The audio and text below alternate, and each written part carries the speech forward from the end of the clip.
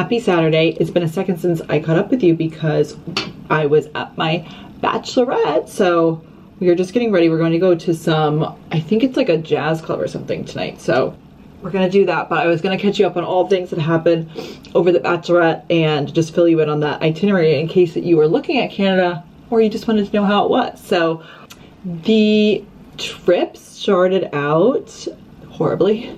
To take a step back, we are going to Canada on President's Day weekend. So it was supposed to be, we fly up on Thursday in the mid-morning and then we get there, have like the afternoon and evening, and then stay until Sunday.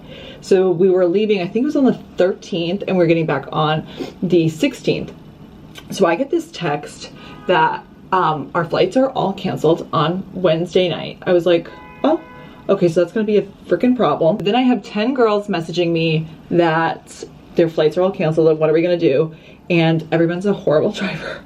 So we had to like scramble and get rental cars to drive up there. But the reason the flights were canceled was because there was a blizzard. We were getting 15 inches of snow in Canada that Thursday and then another 16 on the way back. This is why we are having our wedding indoors, because how could you even deal with that? I'm like, what are the chances of that happening on both of the travel days? And my skin looks so horrible right now. I don't know what's going on with it, but we're just gonna go ahead and cover it up. So we got 2 rental cars and we ended up driving up there, and the roads were okay on the way up. I feel like it was the way back where they got so intensely bad.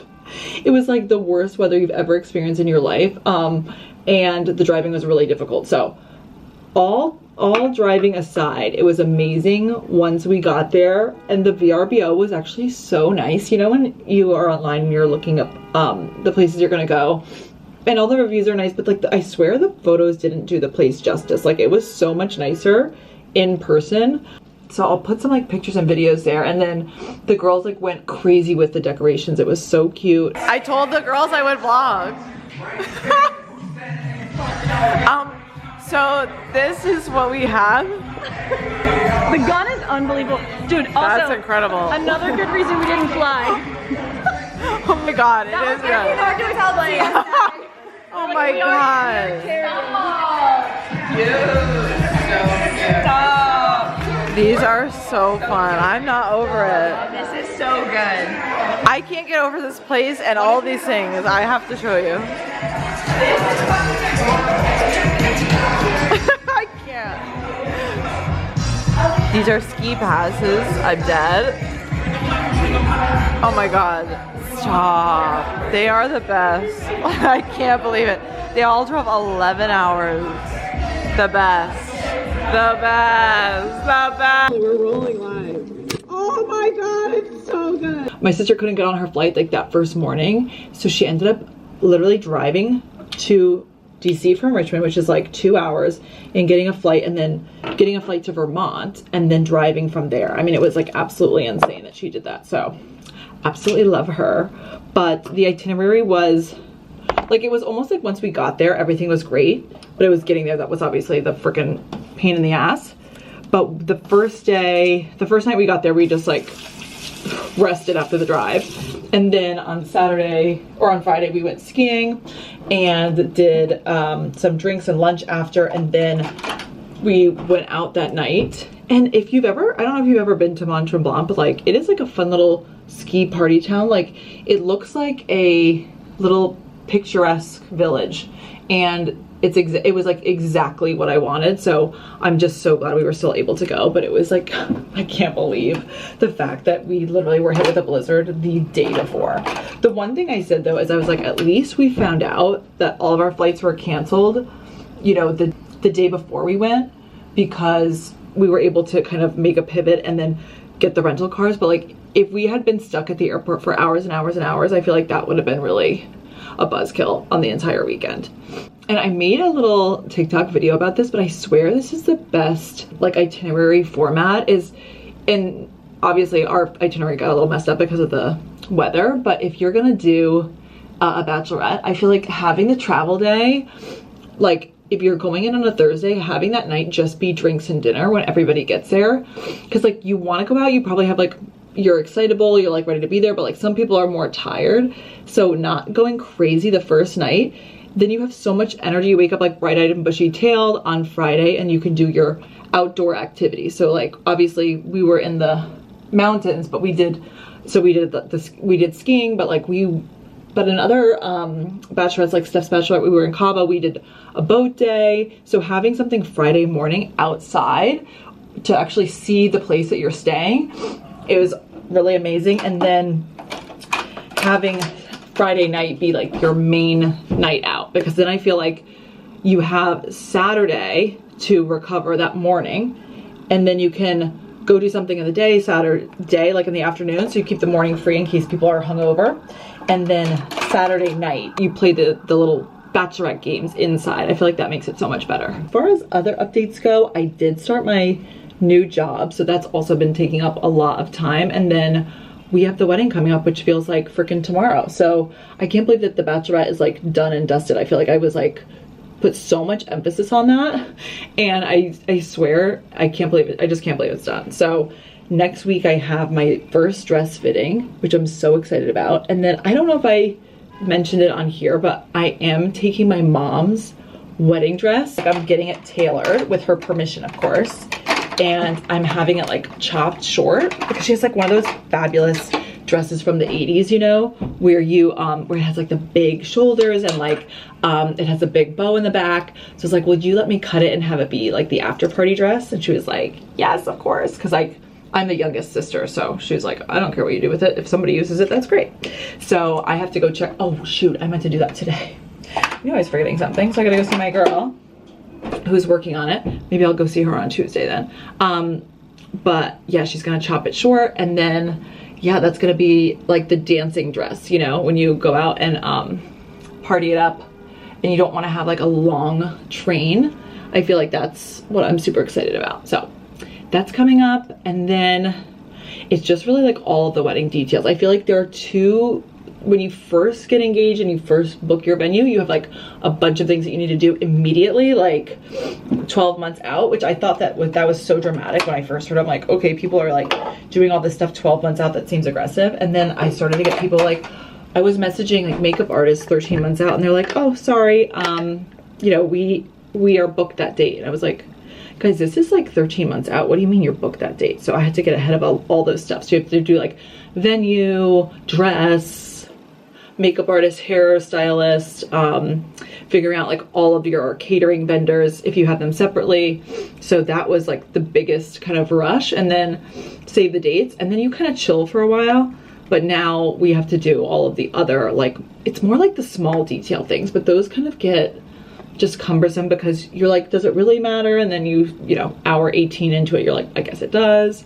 So just getting all those RSVP backs, doing all those like little detail things, I feel like it's stressful, but whatever, we're getting through it.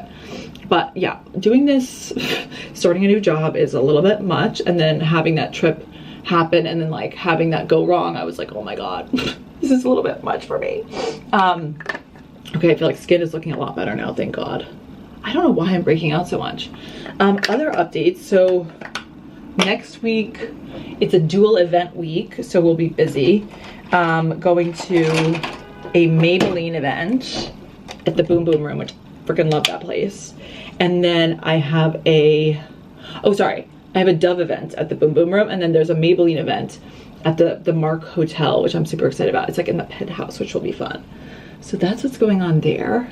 And then I really just need to do like a food reset. I feel like I've been eating really poorly, and then I feel like I feel really badly. So I'm really trying, I don't know if anybody's done like the Sakara Life thing, but that's something that I'm looking at really intensely, because I'm like, I need a little bit of a freaking life reset and like diet reset. And I'm also not drinking enough water. So we are gonna get the health and wellness back in order and get some structure to our March. I feel like March is gonna be a good reset month, because I really I feel like January was just such a blur, so was February. So March I feel like is like kind of a nothing month, because I don't know, I don't have any travel, I don't have any like crazy plans happening. So I'm really excited to just focus on all those things. Also, this is the Estee Lauder and Laudre collab. Just look how cute the packaging is. I'm like not over it. I feel like the pigment is pretty light, but it's buildable.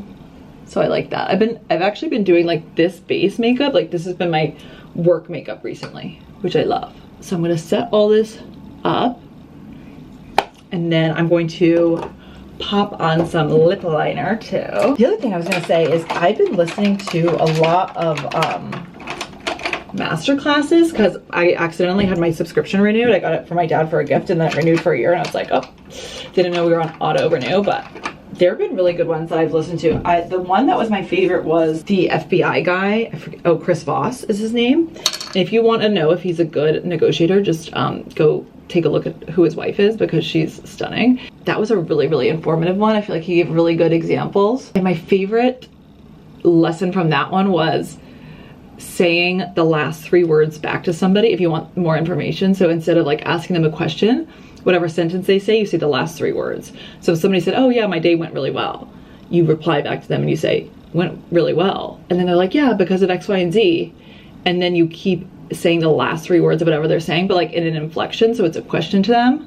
So interesting. Use that one all the time. And then I watched the one that was like about sex appeal or something. I forget, her name was like Sham Mudrum or something. That one was good. I feel like less real like core takeaways from that one, but she did have an interesting thing where she was talking about how you sandwich questions. Like, so if you're on a dating app, like how you come across as charismatic, like in person or over text. And she goes, you know, I think most people know, or maybe they don't, but charisma is like the mix of being warm and competent. So if you're too warm, you're like ditzy, think ditzy blonde.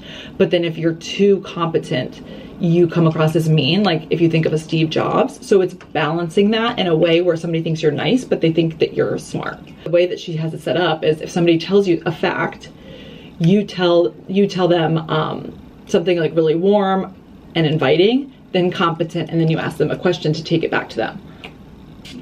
So an example she used was like, if somebody's telling you that they travel to a lot of countries, you say, oh my gosh, that's so interesting. That sounds so exciting. I've been to 30 countries so far. Which is your favorite one that you've traveled to? Or like, which is next on your list? So you see how it's like a really warm thing, something that's really competent, and then you make it shift back over to them. So I thought that was interesting. And then today I listened to the Esther Perel one, which was so good. She's just incredible. I feel like she is really, really amazing at explaining things. I feel like it's so important when you're doing any of those classes, especially when they're virtual. It's like, okay, I get what you're saying conceptually, but like, give me an example. Give me a real life example that I can use.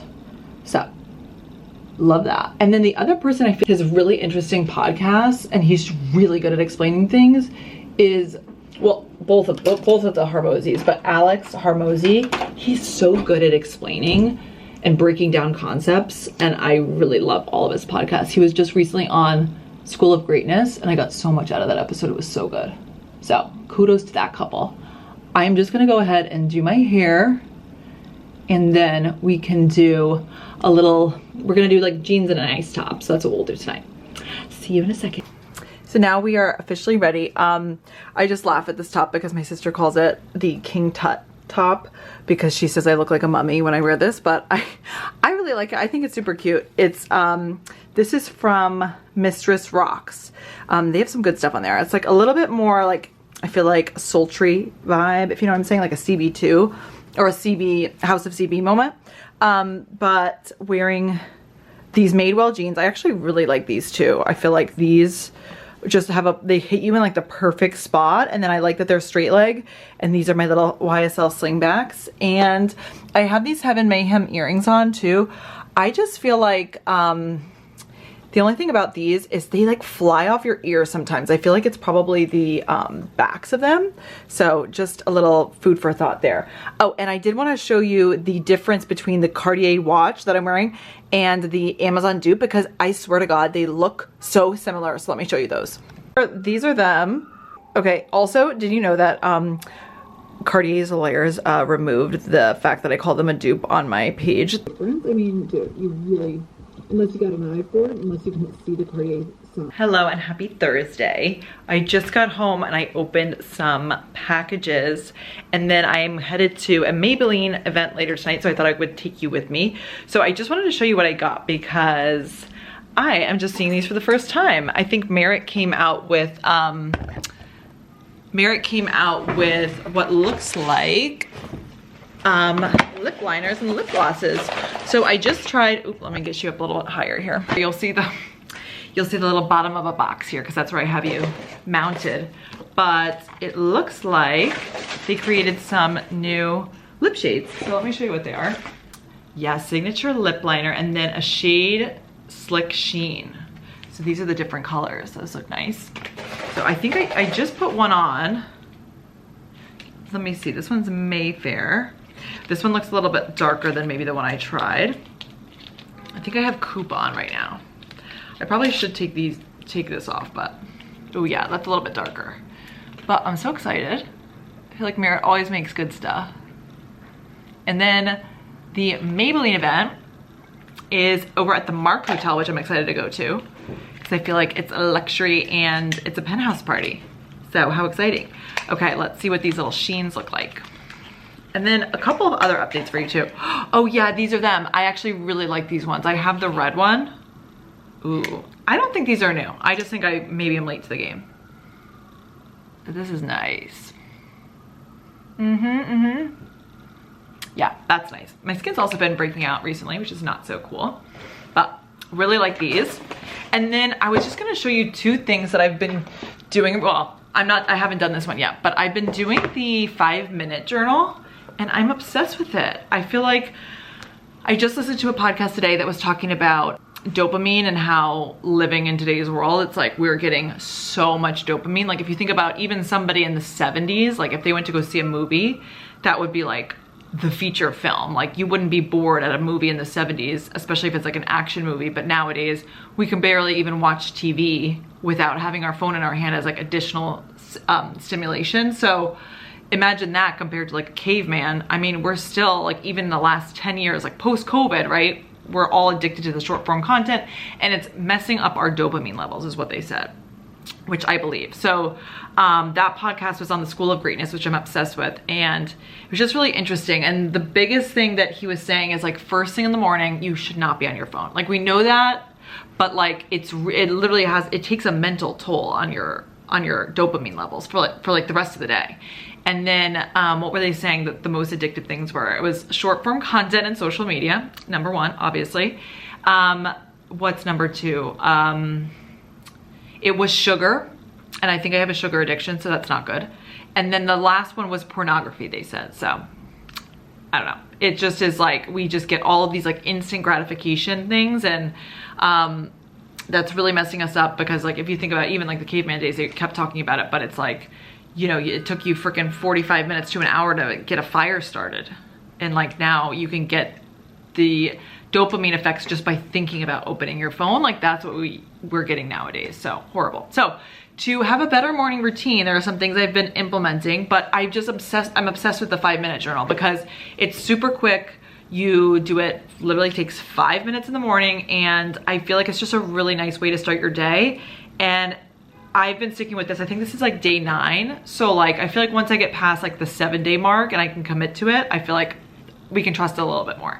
And then the other thing that I've heard so much about is the Artist Way. My, one of my good friends, her boyfriend mentioned this, and he had done this book, had like gone through all the chapters and whatever, and he was like, oh my gosh, it was life-changing. And I was like, that sounds amazing. It seemed like a lot to take on at the time. I don't know when we were talking about it, but if you follow Dochi's story, she read this book and she just like, her story is so incredible how she recorded everything and then she became this amazing artist, or she was this amazing artist and now she's just discovered. But she found this book like on the side of the street during COVID, and it's supposed to help with your like creativity and like unlocking things in you.